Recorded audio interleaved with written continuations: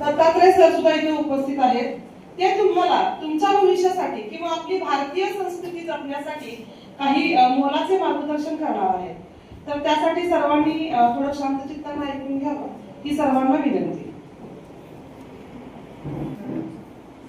संपुदे अंधार सारा, उजळते आकाश तारे, गांधारल्या पहाटेचे थे, वाहू दे आनंद वारे. जागे यावी सृष्टीला ती, होऊ दे माणूस जागा. मार्ग सारे स्वच्छ व्हावे, घट्ट व्हावा प्रेम धागा. मार्ग सारे स्वच्छ व्हावे आणि मनेही साफ व्हावी. ही सकाळ रोज यावी, माणसाचा देव व्हावा, माणसाचा देव व्हावा. विद्यालयाचे सर्व गुरुदेव आणि तुम्हा वादमूर्तींना ज्ञानेश्वर मिटुलेचा मनापासून मनपूर्वक नमस्कार.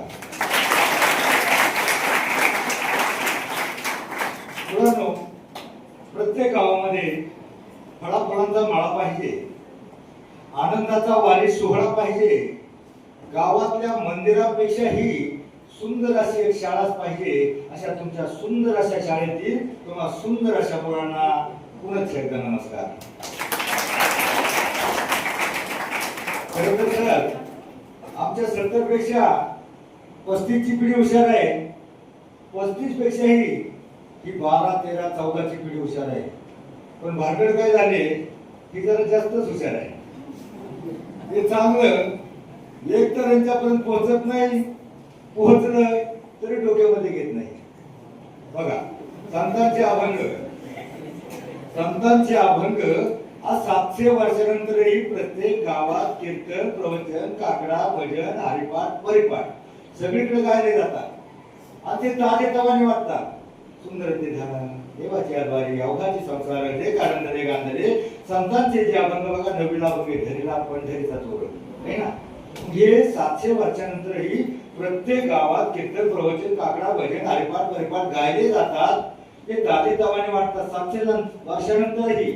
परंतु तुम्हाला जे आवडतं ते टीव्हीतली, डीजेची, ऑर्केस्ट्राची, सिनेमाची गाणी एकच वर्ष येतं, दुसऱ्या वर्षी गायब. मला सांगा मुलांनो, 7-8 वर्षापूर्वी एका बाईचं नाव ती बाई आली होती. ती दिसली का परत? कोण बाई होती ती? जनाबाई, मीराबाई, मुक्ताबाई, बहिणाबाई? कोण होती? शांताबाई.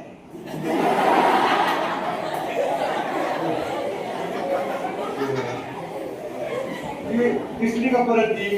कारण मोठमोठी पोरं या वर्षी त्या बाईच्या घरापुढे जाऊन अशी नाचली, तिचं नाव घेऊन ती बाहेर निघाली नाही आणि गाणं पण दुसऱ्या दिवशी आलं. दुसऱ्या दिवशी तिकडं नाचली, आला बाबूराव. यांच्या डोक्यामध्ये नामदेव, तुकाराम, धनाबाई, मीराबाई, मुक्ताबाई, सेना, चोकार, सावता संतांचे अभंग असाचे वर्षानंतर आपल्याला तारून नेण्यासाठी या पृथ्वी तलावर गायले जातात. हरिपाठ आहे बघा, छोटासा हरिपाठ आहे आणि हरिपाठामध्ये एक 38 नंबरचा अभंग आहे. काय अभंग आहे? अवघाची संसार सुखाचा करीन. माझं म्हणाल का? अवघाची संसार म्हणा सुखाचा करीन, आनंदे भरीन तिन्ही लोक. काय अर्थ होतो बा याचा? याचा अर्थ काय होतो? अवघाची संसार म्हणजे कुणाचं म्हणले? आपल्या घरातलं म्हणले का? पप्पा, मम्मी, गुड्डी, गुड्डी, चौघांचं म्हटले का? काय अर्थ होतो याचा? अवघाची म्हणजे कुणाचा म्हटले? अभंगाचे एका चरणाचा अर्थ एवढा मोठा असतो बघा. अवघाची म्हणजे अख्ख्या विश्वाचा, जगाचा संसार सुखाचा करील आणि आनंद भरील तिन्ही लोक. म्हणजे आपल्या घरातले 3 लोक नाहीत, स्वर्ग, मृत्यू, पाताळ सगळीकडे आनंद निर्माण करेल. अभंगाच्या एका चरणाचा अर्थ एवढा मोठा असतो. आयुष्यात 2 अभंग पाठ करा, फक्त 2. तुमचं जीवन कधीच बंद होणार नाही. हा एक अभंग आणि एक सावता महाराजांचा अभंग बघा. सावता महाराज नाव ऐकले का?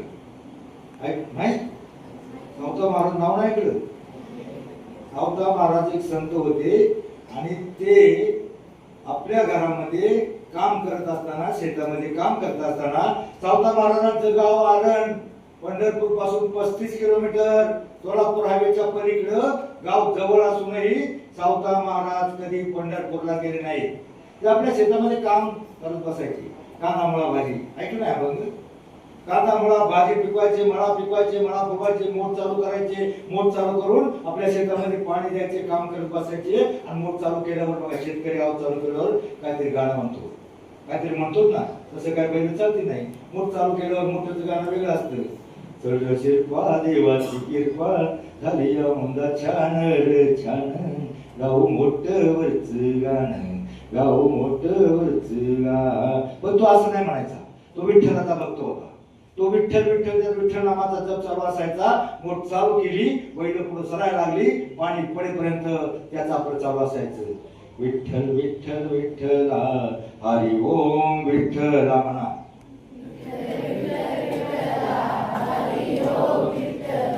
विठ्ठल विठ्ठल विठ्ठला हरी ओम विठ्ठला. तुम्ही जोरात टाळ्या वाजवून जोरात म्हणा विठ्ठल, जोरात म्हटलं पाहिजे. आणि टाळ्या जर जोरात वाजवल्या ना, तुम्हाला एक तुमचं शास्त्रीय कारण सांगतो, आयुष्यात तुम्हाला कोणता जर होणार नाही. कारण विठ्ठल विठ्ठल जय हरी विठ्ठल, विठ्ठल विठ्ठल विठ्ठल विठ्ठल, विठ्ठल विठ्ठल जय हरी विठ्ठल, विठ्ठल विठ्ठल विठ्ठल विठ्ठल, विठ्ठल विठ्ठल विठ्ठल विठ्ठल. त्यांनी लई जोरात टाळ्या वाजवल्या. आता ज्यांनी जोरात टाळ्या वाजवल्या, काही काही हाताकरता घेतला, पण ज्यांनी जोरात टाळ्या वाजवल्या त्यांनी सांगा हाताला झेंडे झाल्या की नाही. आणि मग काय इफेक्ट होतो, हाताला झेंडे झाल्या. आणि विठ्ठल विठ्ठल म्हणजे आपल्या सगळे पोटामध्ये, अंतःकरणामध्ये, हृदयामध्ये, अंतरंगामध्ये कंपन निर्माण होतात. आणि मग कंपन निर्माण झाल्यावर आणि हाताला मुंगे आल्यावर डोक्याच्या नखापासून पायाच्या केसापर्यंत सगळ्या रक्तवाहिन्या प्रवाहित होतात. आणि रक्तवाहिन्या प्रवाहित झाल्यावर जो मुलगा दिवसातून 10 मिनिटं फक्त विठ्ठल विठ्ठल म्हणेल, एखादा अभंग म्हणेल आणि टाळ्या वाजवेल, त्याला आयुष्यामध्ये बीपी, शुगर, रक्तदाब, मधुमेह, कोलेस्ट्रॉल, चरबी, कॅन्सर, अटॅक येणारच नाही. अटॅक म्हणजे काय असतं, एखादी शरीरातली रक्तवाहिनी थांबते आणि मग लगेच अटॅक येतो. कारण का रक्त जायचं मॅक्रोला थांबतं आणि अटॅक येतो. 30-40 वर्षाच्या मुलाला, माणसाला अटॅक येतो. काय येतो तर त्याने आयुष्यामध्ये एकतर भजन केलं नसतं, एकतर काम केलं नसतं, मोबाईल बघून बसून बसून जाड झालेला असतो. आणि मग आपण जर व्यायाम नाही केला दिवसातून, मुलांनो 2 वेळा घाम यायला पाहिजे. 2 वेळा तुम्हाला घाम यायला पाहिजे, शरीरामध्ये कंपन निर्माण झाली पाहिजे, आपल्या जिभेला व्यायाम झाला पाहिजे. म्हणून दिवसातून फक्त 10 मिनिटं. आणि तुम्ही बसण्याऐवजी काम करा. आई वडील जे असतात ना, शेतातलं करा, जे घरातलं काम असेल ना ते काम करा. पण तो एक शत्रू आहे तुमचा, तो आयुष्यामध्ये. कारण जर आपली पद्धती, जीवन पद्धती काय झाली, आपण fast food, Maggi, pizza, burger, Kurkure हे खाऊन आपल्या शरीराची वाढ खुंटली, उंची फुटली. याचं कारण आपलं फास्ट फूड. आणि दुसरं खाणं, आपल्या शरीराची वाढ, ताकद येत नाही पण निश्चित वाढ होते. याचं कारण आपण काय खातो, आपण कडधान्य खात नाही, आपण दूध पित नाही, आपण चांगलं खात नाही. आपण काय खातो, पुढे तरी बघा 200 रुपये किलोचं त्या पिशवीतून आणतो ते खातो. काळ्या पिशवीत काय येतं ते. आणि ते मटण कसलं असतं माहिती आहे का तुम्हाला, कोंबडं. चिकन म्हणजे कोंबड्याचं मटण. आता मला सांगा, घरी आता तुमच्या घरी कोंबड्या नसतील, पहिल्या कोंबड्या असायच्या. कोंबडं मोठं होण्यासाठी 60-70-80 दिवस लागतात. पण जे तिथं मटण येतं ना, ते पोल्ट्री त्या कोंबडीचं मटण असतं. आणि ती त्यांनी इंजेक्शन देऊन देऊन फक्त 30 दिवसात कोंबडी फक्त फुगवली जाते. त्याच्यात केमिकल जास्त असतं, ताकद कमी असते. आणि त्या केमिकलमुळं तो मटण खातो ना, त्याला ताकद येत नाही, ते फक्त जाड होत जाते. जसं ती कोंबडी फुगवली असते ना, तसं माणूस फुगतो. आणि फुगल्यावर काय झालं बघा होतं, बघा कोरोनाच्या काळामध्ये सगळे रोग, आतापर्यंत जेवढे रोग झाले ना तेवढे त्या प्राण्यांमुळे झाले. Swine flu, bird flu, corona, मागे जे हे झाला होता त्याला काय नाव त्या रोगाचं, सगळे रोग झाले फक्त कोंबडं, बकरू, डुक्कर आणि वटवाघूळ 4 प्राण्यामुळं, मटण खाल्ल्यामुळे रोग झाले. आणि मटणाचा जसा आहार तसा विचार. आपण जर वाईट खाल्लं, आपल्या मनामध्ये वाईट विचार येणार. आपण जर कीर्तनला गेलो, हरिपाठाला गेलो, तिथं आपण हरिमुखे म्हणा, हरिमुखे म्हणा असं म्हणत बसलो तर आपल्या तोंडामध्ये शिव्या येणार आहे का? म्हणजे जसा आहार तसा विचार. म्हणून ते वाईट खाऊ नका. तर काय आम्ही पंढरीचे वारकरी, आमचं काम आहे तुम्हाला जे चांगलं, कारण आपणास जे जे खावे ते दुसऱ्यास सांगावे, शहाणे करून सोडावे अवघे जन. सगळे रोग आतापर्यंत जेवढे रोग, पण काय भांडण होती, आई वडील खात असतात आणि एखाद्याला म्हटलं पोराला कशाला पाठवतो, तर तो म्हणला आता त्याला मोठं झाल्यावर त्याला काय करायचं, मग त्याला एकदा पडिले वळण इंद्रिया सकळा, तो मोठा झाल्यावर जे सगळ्या रोगांचं आमंत्रण आहे ते फक्त. अलीकडे काय झाले, आपले नेते मंडळी आता जुनी लोक खातात, पुढारी खातात, ते धाब्यावर जातात, पंढरपूरला येतात सर, आम्हाला तिकडं ते पंक्ती देतात, वारकऱ्यांना पंक्तीला अन्नदान करतात, पण स्वतः ते तिथं जेवत नाही, ते पुढे जेवतात. मग पुढे बरं 10-20 किलोमीटर आलं तर रस्त्याच्या बाजूला एक धाबा असतो, आणि धाब्यावर काय असतं, धाब्यावर कसलंही मटण असतं, गाईचं असतं, बैलाचं असतं. आता कसाबी लोक ते आपली जुनी बैल गाया किंमत तुकडीने येतात, ते काय पूजा करायला येतात का? मुंबईला गायाचं मटण आपल्याकडे गाड्या पकडल्या जातात, गायाचं, बैलाचं, डुकराचं, कशाचंही असतं, आणि आपण कोणती तो गाई किंमत तुकडी झाली, म्हातारी झाली तर काही ताकद नाही उरली, ती गाई शेतकरी विकतो, काय कामाचा बैल नाही, बैल विकतो. आणि मग हेच मटण आमच्या पुढाऱ्यांनी खाल्ल्यावर त्यांच्यात काय होणार, प्रवृत्ती बैलच होणार. त्याला काही कळत नाही पुढाऱ्याला, तो बैलासारखा फक्त सातारा आणत असतो, कुणाचं हित कळत नाही. पंढरपूरच्या अलीकडे बघा 10-12 वर्षापूर्वी सर तुम्ही एक बातमी टीव्हीला पाहिली असेल, पंढरपूर मधली सगळी गाडवं टेम्पोत भरून गायब झाली. 10 वर्षापूर्वी टीव्हीला बातमी होती बघा. मग ती गाडवं गायब झाली, कोणी नेली, ती काय पूजा करायला नेली का? गाडवं जायची ना, ते गाडवं एका घरात बसवायची, पूजा करतात का गाडवाची? सगळी गाडवं गायब झाली, आणि सगळी गाडवं गायब झाल्यावर या बँगलोर रोडच्या, पुणा रोडच्या सगळ्या धाब्यावर विकली गेली. आणि ते मटण एवढी टेस्टी लागायला लागलं, एक धाबा एवढा चालायचा, एक धाबा एवढा चालायचा, बाकीचे धाब्यावाले, आजूबाजूचे 2-4 धाब्यावाले म्हटले लक्षात धाब्यावर करायचं काय भानगड, नेमकं कशाची चव येतं, काय नेमकं करतंय. आणि मग त्या धाब्यावाल्याने पाहिलं डोकावून, त्याच्या मागच्या गोडाऊनमध्ये सगळी गाढवाची कागद पडली. ते गाढवाचं मटण येताना आमच्या नेत्यांनी, पुढाऱ्यांनी खाल्लं, मंत्र्यांनी खाल्लं, सदस्यांनी खाल्लं, आणि मग ते कसे वागणार? गाढवाची काय प्रवृत्ती, लाथ मारायची, ह्या पक्षाला लाथ मार, त्या पक्षाला, म्हणजे असं ते गुण येतो. जसा तुमचा विचार, जसा तुमचा आहार, तसा तुमचा विचार. म्हणून संतांचे अभंग, संतांचे विचारच फक्त जगामध्ये फक्त 2 शक्ती आहेत, ते तुम्हाला आयुष्यामध्ये तारून येते, एक संतांचे विचार. कारण जगावं कसं आम्हाला छत्रपती शिवरायांनी शिकवलं, मारावं कसं शंभूराजांनी शिकवलं, आणि वागावं कसं हे संत आणि समाज सुधारकांनी शिकवलं. आता मला सांगा, आपल्याला कुठे शंभूराजासारखं मारायचे का? भगतसिंगासारखं फासावर जायचे, बाजीप्रभू सारखी खिंड हलवायची, मग आपल्याला काय करायचे? इथे पुढे नाचायचे. आपल्याला नेमकं काय करायचंय? फक्त शिकून. मानव जीवनामध्ये 2 प्रकारे मोठा होऊ शकतो सांगितलं, शिकून, सवरून मोठं व्हायचं. शिकून म्हणजे शिक्षण, आणि सवरून म्हणजे सकारात्मक अर्थाचे जेवढे शब्द, सत्य, सदाचार, संयम, सुविचार, संतांचे विचार. प्रत्येक संतांच्या विचारामध्ये माणसाचं जीवन बदलण्याचं सामर्थ्य असतं. एक चांगला विचार घेऊन जगण्याचा, वागण्याचा प्रयत्न केला, तुमच्यातला प्रत्येक मोठा होऊ शकतो. आता बऱ्याच वेळा बोलणं कसं वाटतं, अरे मी गरीबाचा, मी कमी हुशार, मी गुटखा, मी लुकडा, मी काळा, मी मुंगळा, मी कसा मोठा होणार? प्रत्येक जण मोठा होणार. काळा मोठा होणार, त्याच्यापेक्षा मुंगळा मोठा होणार. भारताच्या राष्ट्रपती काय नाव त्यांचं मुलीनो? कलर गोरा आहे का? कोणत्या जाती जन्म द्या? देवानं आपल्याला कोणत्या जातीत जन्म द्यायचा, कोणता कलर द्यायचा हे आपल्या हातामध्ये नसतं. पण जन्म दिल्यानंतर तो महत्वाचा प्रवास, शिक्षण, शिकून, सवरून कसं मोठं व्हायचं हे नक्की हातामध्ये आहे. 6 वर्षाची असताना तिचे आई वडील खदानीत गाडले गेले, अनाथ झाली, अनाथ आश्रमात शिकली.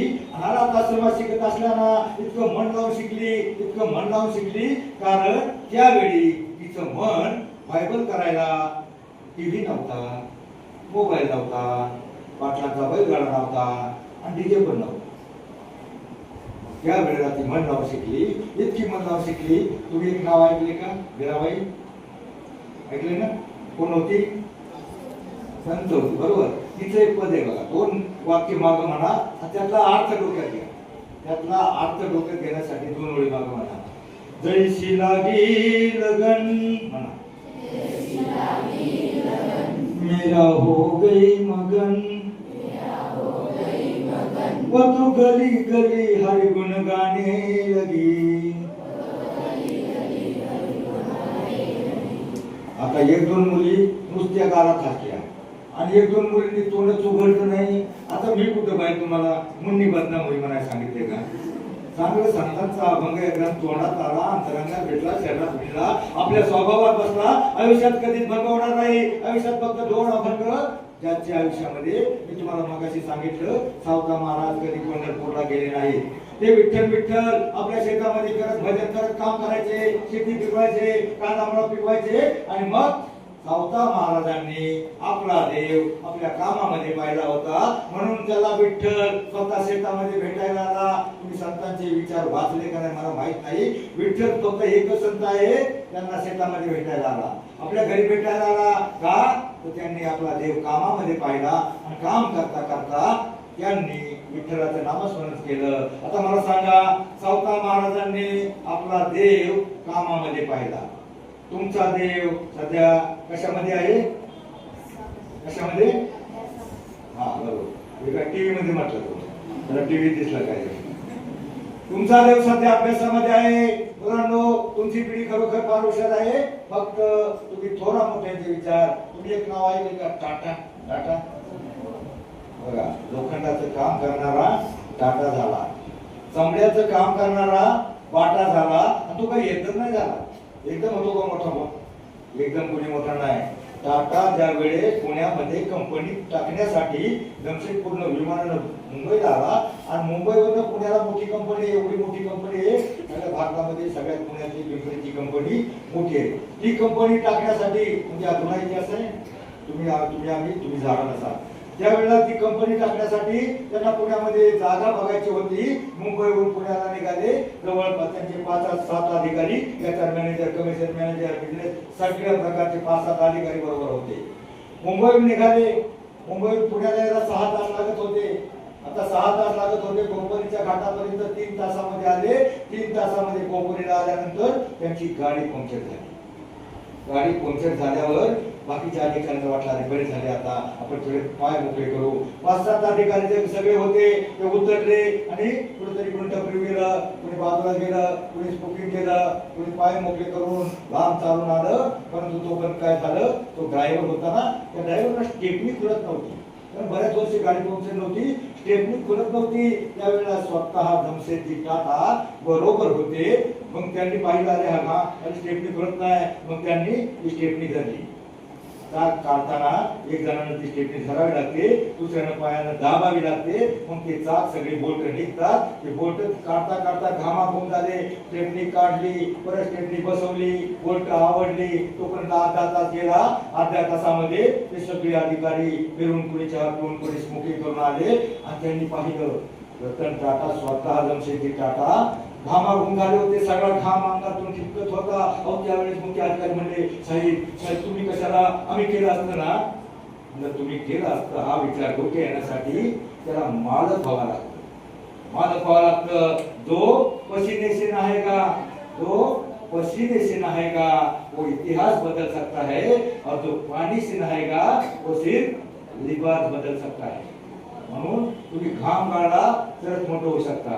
मित्रांनो, मी थोडक्यात सत्य परिस्थिती सांगतो. मला आमच्या वेळेला सर 11वी होती. 11वीला मला 60% मार्क होते, 62%. आणि माझा एक मित्र होता बबन तांबे, त्याचा वडील गरीब शेतकरी होता. तो कुठेतरी मोलमजुरी करून भाग लागायचा. त्याला फक्त 38-40% मार्क होते. आता मला सांगा, 62-60-62 वाला मोठा व्हायला पाहिजे का 40-38 वाला? हा कसं काय? 62 असं काय नाही, असं काहीच नाही. कारण बघा, तुम्ही मला थोडक्यात सांगा, ज्याला 80 ते 90% मार्क आहे तो काय व्हायचं म्हणतो? काय म्हणतो? कुठेतरी IT इंजिनियर किंवा डॉक्टर, बरोबर. ज्याला 70 ते 80% तो काय व्हायचं म्हणतो? काय म्हणतो? तो इंजिनियर किंवा एखादा अजून IT कंपनीत समजा आहे. त्याच्यानंतर 60 ते 70% तो सरासरी LLB, वकील, BEd, DEd, शिक्षक. त्याच्या आपली स्टेप 50 ते 60 डिप्लोमा किंवा सगळं आर्ट, कॉमर्स. त्याच्या आतल्या 40च्या आतमध्ये ज्याला मार्क पडतात ना, ते सरासरी IT घ्यायला जातात. IT आहे. मग त्या माझ्या मित्राला ITIचा जॉब लागला. आम्ही दोघं जण शिरूरच्या सिटी बोर्ड कॉलेजमध्ये प्रवेश घेतला. त्याने आठला मी कॉमर्सला, परंतु 15 दिवसामध्ये त्याचा सरकारी ITI मध्ये वेल्डर म्हणून ट्रेड नंबर लागला. वेल्डर म्हणजे सगळ्यात हलका ट्रेड. त्याचं 1 वर्षाचं ITI झालं, 1 वर्षाचं अप्रेंटिस झालं, 3ऱ्या वर्षी एका कंपनीमध्ये जॉईन झाला. तोपर्यंत आपलं बीकॉम लांब राहिलं होतं. 3ऱ्याच वर्षी तो कंपनीमध्ये काम करत होता. त्याचा ट्रेड वेल्डर पुन्हा ताळ बसला. ते काय झालं तर ताळ बसला, कारण तुमची बॅटरी, बऱ्याच जणांची बॅटरी लूज झाली असं वाटतंय. कारण मी तुमची बॅटरी एका 1 तासामध्ये येत्या वेळामध्ये इतकी चार्जिंग करून देणार आहे, फुल, कमीत कमी तुमची लग्न होईपर्यंत करणार. हे चार्जिंग करण्यासाठी सांगितलं. तर काय सांगत होतो मी आता, त्याचं लक्ष नव्हतं. तुमचं लक्ष काय आहे? तुमचं लक्ष आहे शिक्षण. परंतु बरीच मुलं सर काय शिकवतात काय तपास नाही, मागे एकमेकाशी बोलत असतात, एक दुसऱ्याला मारत असतात. बघा आता एका शाळेमध्ये रामनवमीचा दिवस होता. सरांनी सांगितलं थोडं रामायणावर बोला, आमच्या पोरांना थोडं रामायण कळलं पाहिजे. रामाचा जन्म, सीता स्वयंवर, लंका दहन, रावणाचा वध, रावणाला कसं पोचलं आणि विभीषणाचा अभिषेक आणि परत माघारी आल्यावर सीतेचा अग्निदिव्य सगळं सगळं सांगितलं. परंतु मी पाहिलं होतं एक वर खाली वाकून त्याला असं मारत होतं. मी त्याला विचारलं, अरे बाळा रावणाला कोणी मारलं रे? अख्खं रामायण सांगितलं मी. आता त्याला विचारलं रावणाला कोणी मारलं? ते म्हणतो मी नाही मारलं. आता तो रावणाला काय मारणार? तुम्ही शाळेत लक्ष नसतं, रावण कुठे सापडणार आहे का त्याला? त्याचं शाळेत लक्ष नाही, त्याला रावण सापडणार आहे का? रामाला शोधायला हनुमानाला पाठवलं, बोलून जावं लागलं होतं. तुमचं लक्ष आहे फक्त शिक्षण. काय काय मोठ्या मुलांचं लक्ष अलीकडं भरतीच कुठेतरी असते. ते इकडं तिकडं बघतो, शाळेत बघत नाही, मागे बाजूला बघतो आणि बघतो आपल्याकडे कोणी बघतंय का काय. आणि कदाचित कोणी बघितलं का मग त्याचं मनात म्हणतोय, तेव्हा बघतीस तू माझ्या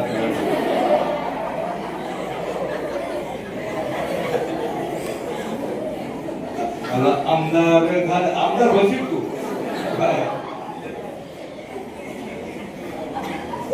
त्यासाठी तुमचं लक्ष फक्त तुमच्या बघा अर्जुनाला फक्त माशाचा डोळा दिसत होता, त्या दुर्योधनाला पानं झाड सगळं काय दिसत होतं. त्यामुळे दुर्योधनाचा नेम चुकला. अर्जुनाने लक्ष साधलं कारण त्याचं लक्ष होता माशाचा डोळा. त्याने छेद केला माशाचा डोळा. तुमचं तसं लक्ष आहे शिक्षण. फक्त आता 25 वयापर्यंत फक्त शिक्षणावर, 22 वर्षापर्यंत करिअर करा पहिलं. कारण काय झालं सर, आम्ही काय म्हणतो याचं महत्वाचं कारण मॅडम, प्रत्येक गावामध्ये एक प्रदूषण झाले, सामाजिक प्रदूषण. काय झाले, एका वधूवर सूचक केंद्राचा सदस्य आहे. प्रत्येक गावातली 10 ते 12% मुलं ऐकतात कानपूर. प्रत्येक गावातली 10 ते 12% मुलं बिगर लग्नाचे. आणि ती कोणती?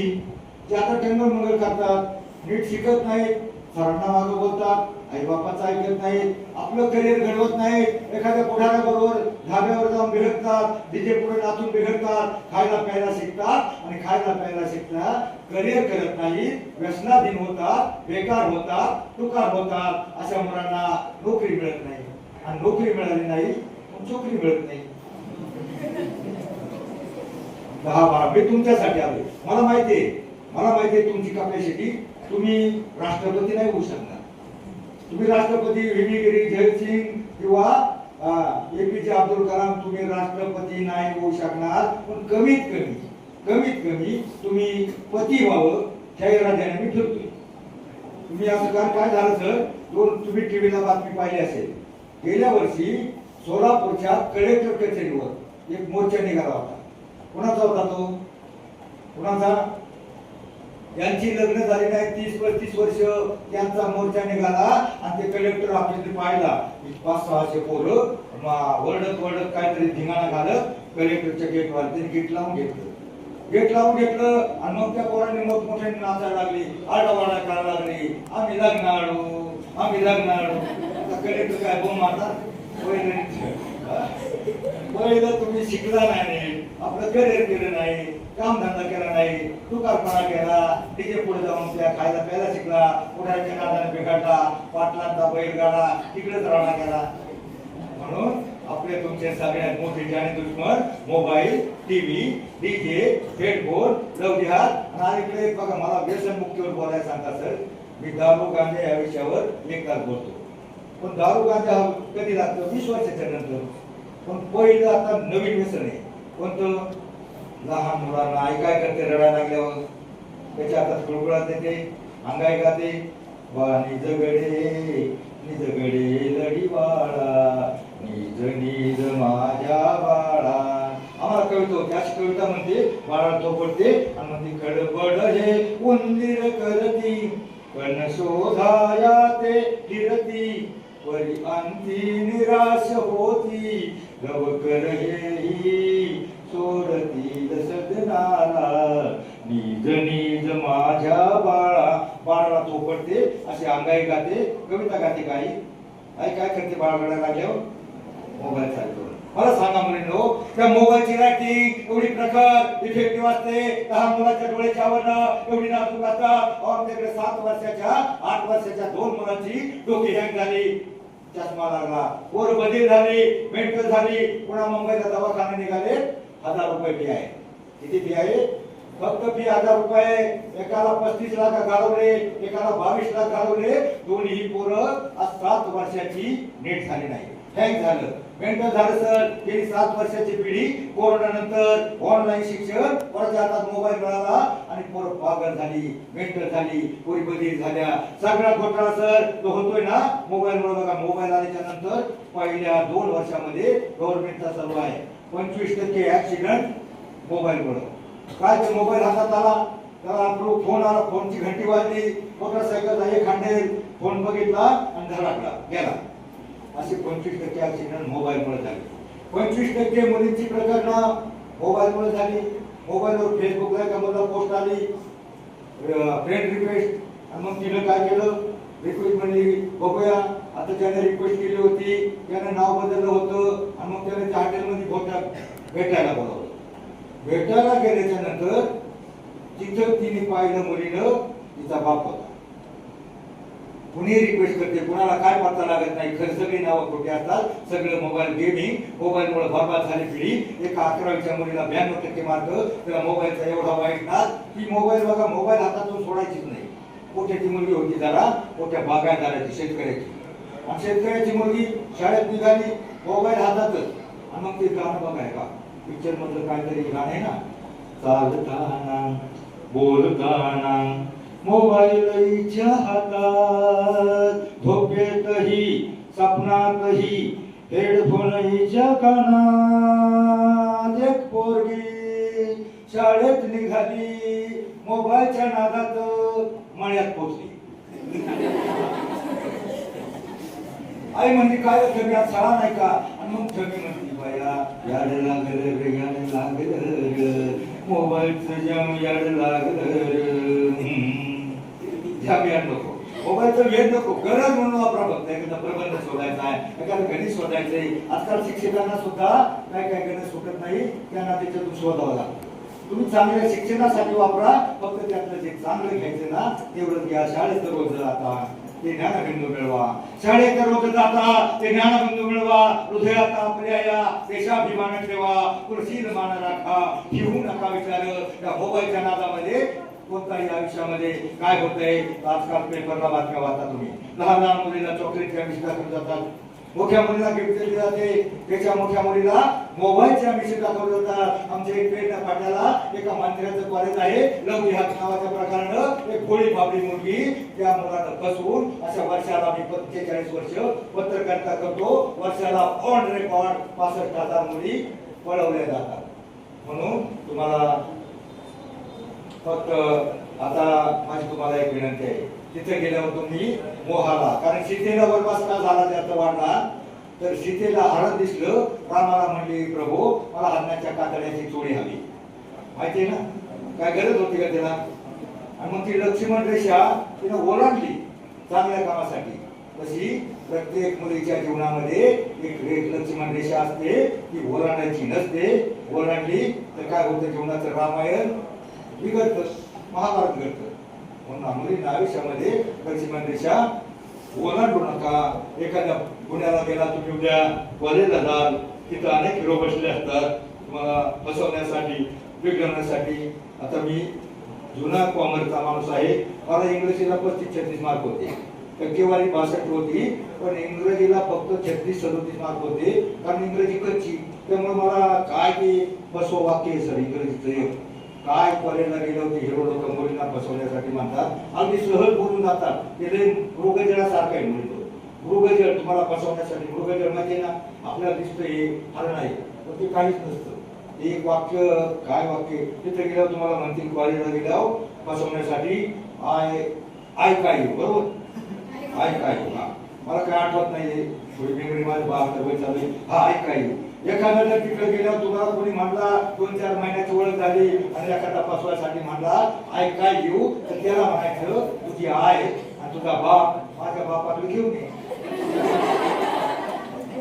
त्याला फसवायचा अर्थ तो घेऊन येत नसतो आयुष्यामध्ये कोणत्याही मोहाला त्या शेतीसारख्या रोगाला बळी पडू नका म्हणून तुमचं जीवन म्हणजे बघा वेळ इज लॉस्ट आपल्याकडे पैसा गेला तर मिळू शकतो वेळ is lost nothing is lost health is lost something is lost but character is lost anything is lost कारण एकदा बदनाम झालेल्या मुलीला समाज स्वीकारत नाही कारण ही बातमी वाईट बातमी अख्ख्या गावामध्ये एका दिवसात कळते तर ही बाई त्या बाईला सांगते की आमच्या धमक्याची मुलगी पळून गेली होती परत माघारी आली अख्ख्या गावात एक दिवसात बातमी होते पण एखादी मुलगी स्कॉलरशिपला पहिली आली ती 4च घरामध्ये माहित होती कारण चांगल्या गोष्टीचा प्रसार होत नाही म्हणून दूधवाल्याला खरोखर जाऊन 1-1 लिटर टाकावं लागतं आणि दारूवाल्याच्या आणि मटणावाल्याच्या दुकानापुढे लाईन लागतात कारण चांगलं आपल्या पिढीला घ्यायची सवय नाही म्हणून ते चांगलं जगीया त्याचा करा स्वीकार हित युगाचे तुम्हीच असेल पगार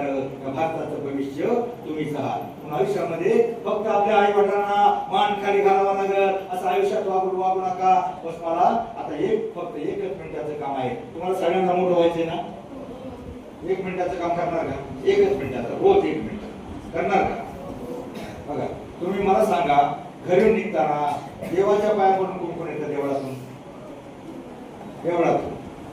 काय अडचण नाही तुम्हाला देव एक टायमिंग असतं गाडी असते काय अडचण नाही ज्यांना नाही पडायचं ना ज्यांना जवळ आहे त्यांनी पडते तेवढे पडा पण मला आता सांगा घरी निघताना आई वडिलांच्या पाया पडून किती जण येतात आई वडिलांच्या 2च का बाकीच्यांना हात नाही तुम्हाला खरोखर मोठं व्हायचं असेल जीवनामध्ये खरोखर सक्सेस व्हायचं असेल फक्त 3 देव आहेत आई वडील आणि शिक्षक तिघं तुमचं भलं करू शकतात तुम्हाला खरोखर मोठं व्हायचं असेल तर तुम्ही घरून निघताना 10 मिनिटाचं काम किती लागतं बाई पाय पडायला नाही 1 तास लागतो का नाही ना 10 मिनिट लागतो फक्त वाकायचं घरी निघताना आई किंवा वडील जे घरामध्ये असतात ना त्यांच्या पाया पडा आणि मग तुम्ही 8 दिवसानंतर इफेक्ट बघा 8 दिवस जर तुम्ही पाया पडला ना आई वडील म्हणतील आमची सोनी किती गुणाची झाली आमचा मोठ्या किती शहाणा झालाय आणि आमच्या शहाण्या पोरांसाठी मग बघा ते रक्ताचं पाणी करतील हाडाची काळ करतील घामाच्या धारा काढतील पण तुम्हाला शिकवण्यासाठी पैसा उपलब्ध करतील बस 8 मिनिटाचं काम आहे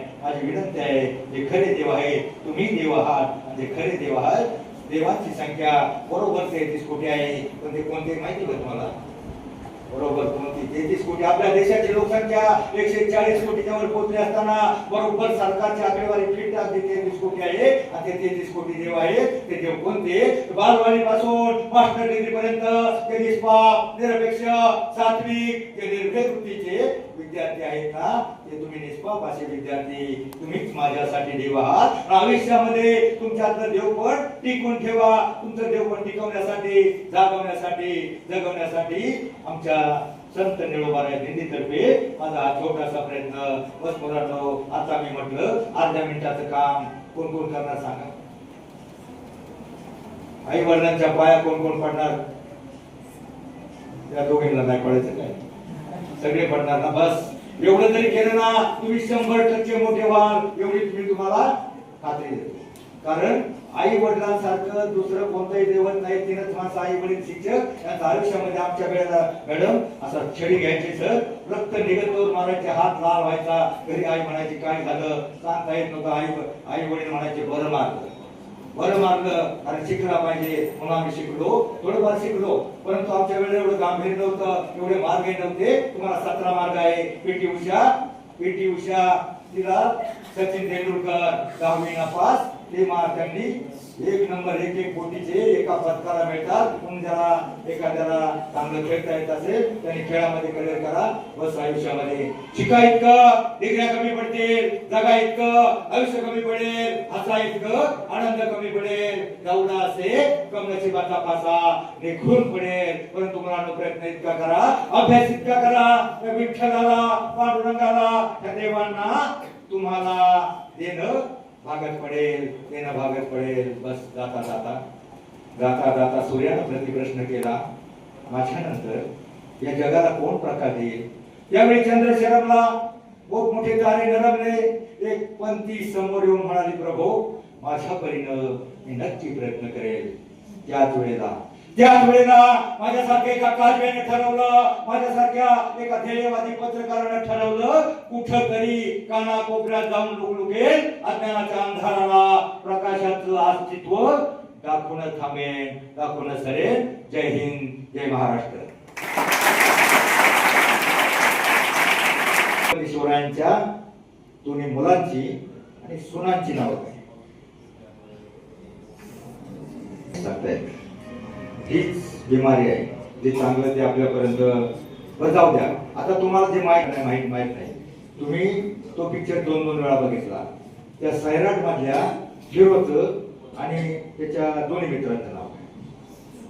हिरोचं मित्र वर्षा आणि लागले सांगितलं. अजून एकत्र राहिले कोण सांगते?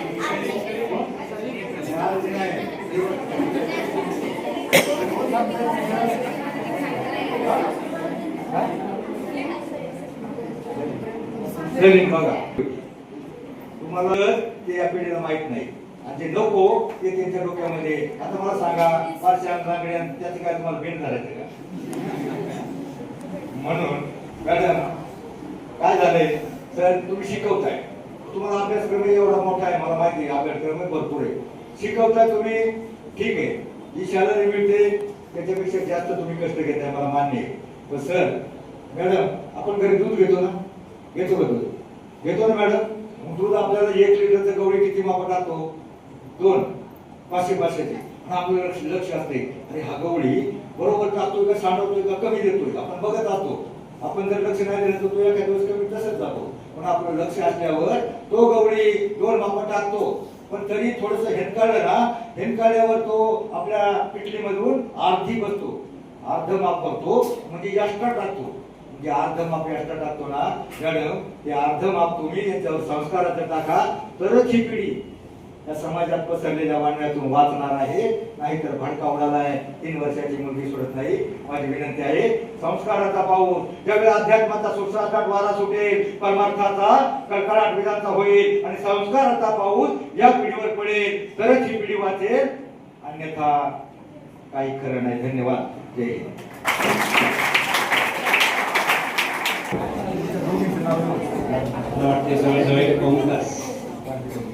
ज्ञानेश्वर बुधवले यांनी योग्य असं मार्गदर्शन केलं. मला वाटतं सध्याच्या ऑनलाईन जी सिस्टीम जी आहे, या ऑनलाईन सिस्टीमचे या ठिकाणी फायदे आहेत, तसे त्याचे तोटे देखील या ठिकाणी आहेत, ते सुद्धा आपल्याला सांगितले. आणि त्यातूनच त्यांनी संतांचे जे विचार आहेत किंवा संतांचं जे महत्त्व जे आहे, ते संतांचं महत्त्व किंवा संतांचे विचार या ठिकाणी आपल्यापर्यंत या ठिकाणी पोहोचवले. त्याबद्दल त्यांनी वेळात वेळ काढून या ठिकाणी आमच्या या विद्यालयाच्या ठिकाणी भेट दिली आणि आमच्या विद्यार्थ्यांनी योग्य असं मार्गदर्शन केलं. त्याबद्दल मी माननीय श्री ज्ञानेश्वर बुधवले साहेब यांचे या ठिकाणी आभार व्यक्त करतो. त्याचबरोबर त्यांचे सहकारी दत्तात्रय भुजबळ हे देखील या ठिकाणी उपस्थित आहेत, त्यांचे मी आभार मानतो. त्याचप्रमाणे आपल्या विद्यालयाचे